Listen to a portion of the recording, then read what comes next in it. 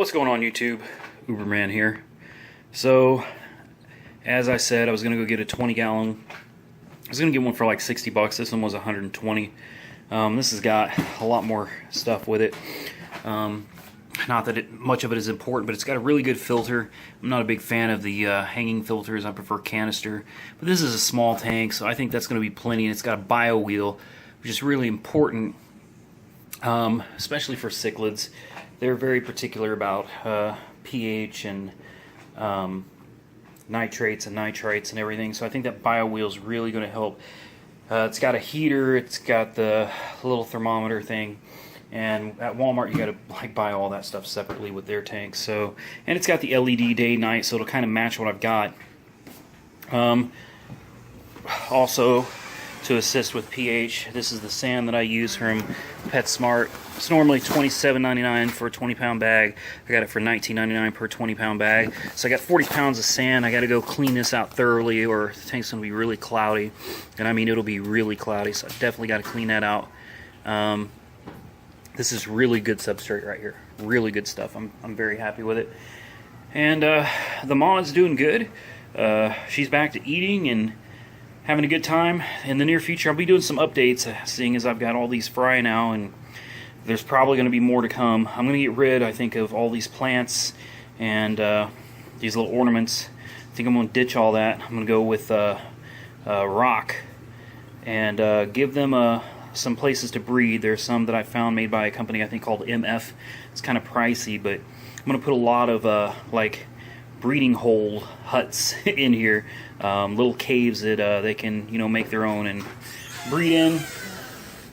And then over here is the temporary setup that I'm going to get cleaned up and switched over, get the 20-gallon over here. So this should be a lot of fun trying to catch all these little guys. But anyway, here all these little guys are, and I mean, there's a lot of them. There's a lot. Let's see if I can cut the air supply off real quick so you can actually.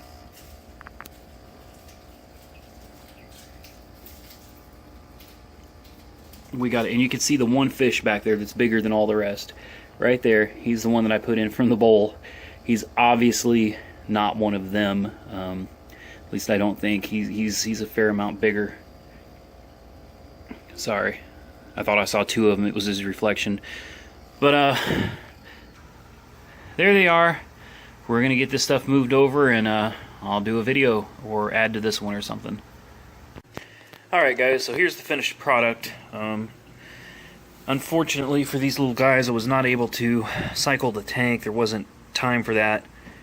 But I've had to set up tanks before and transfer fish without cycling them, and honestly I've never had a problem with it, at least not yet, knock on wood.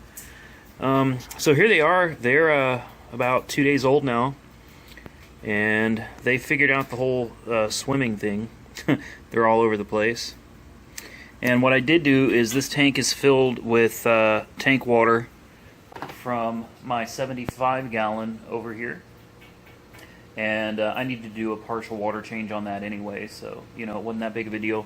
Just take 20 gallons out of it, put it in here, and then fill that one up with 20 gallons of fresh water. What I also did to try to help things along is this has a bio wheel in it, which appears to not be moving at this particular moment. So it's a good thing I opened it to figure out what's going on here.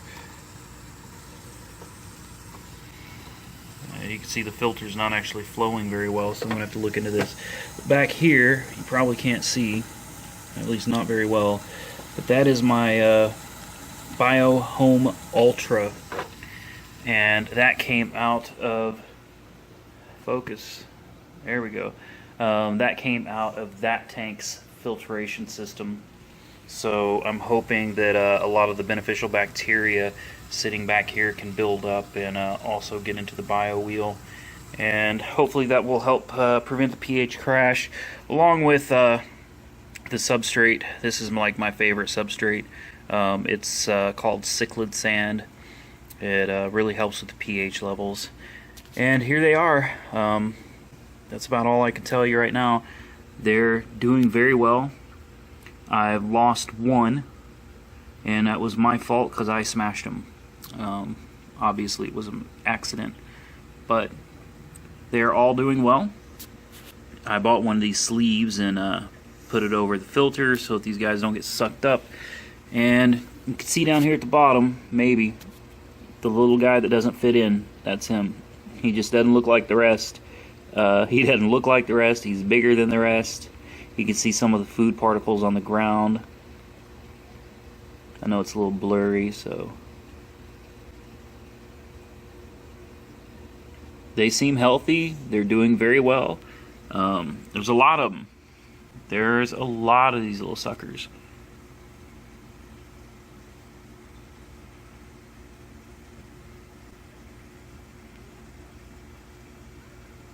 Now, I've tried some different things as far as feeding them, and they don't seem to like fish flakes. I've crushed up fish flakes for them, and they didn't like that. I didn't see any of them even try to eat it, so I came up with another idea. I ordered some food for them. I could have gone out and bought it, but I'm lazy, so I just ordered it, and it'll be here soon. But they love this. And I feed my fish 3 different foods at the same time, usually once a day. I'll go ahead and pull them out and show you what we're working with here. So I always start with this. My fish love this stuff. They do. I break it up into a little bit smaller pieces to make it easier for them to eat up. But they absolutely eat the crap out of this. Next thing, these pellets. They love these pellets too. And then what I'll do is I'll put these in first, and I'll give them quite a bit of it. Then when they finish it all, which is usually within a few minutes or so, we'll go with some pellets. And then when they eat all of that, I put in some flakes. And I do this because I've got so many different fish in here, and they're different sizes. You know, some are smaller, some are bigger. I've got a tiny one in here somewhere. I don't know how he's survived. He doesn't have any damage at all. Like it's like he's just lucky. But some of these fish are just really small, and some are really big. So for the bigger ones, this stuff right here works great.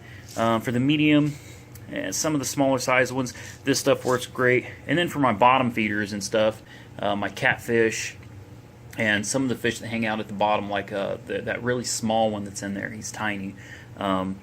This way, you know, this stuff floats to the bottom, breaks up into pieces, and they can eat that as well. So they love this. And what I do for my babies over there, my fry, is I take just a few of these. Doesn't take much, but just a few, and I set at the table, and I crush them with a spoon.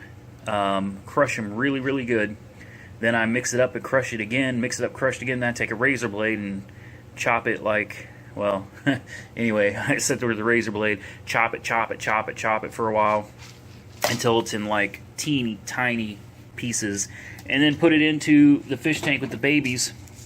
And I watched it snow, basically. It looked like it was snowing in there. And they loved it. They ate. Like, I was really, really happy to see them all eating. As you can see, these guys are doing really well. They're very happy. That one back there, I keep getting worried about him. He sits in those bubbles like all day, every day. That's all he does. And I thought he was sick, but I'm telling you, he's been doing this for months. And he's fine. And he'll come out and he'll chase some fish around, and he eats, obviously, but he just seems to really enjoy the bubbles. So maybe he's not actually sick, he's just different. He enjoys playing in the bubbles. Take one last look at the fry, and then I'll fix this filter and figure out what's going on with it. And like I said, guys, I will be doing a video once a week, and I'll upload it every month so that you can see weekly how they're progressing at the end of every month. Alright, guys, thanks for the comments. Be safe out there.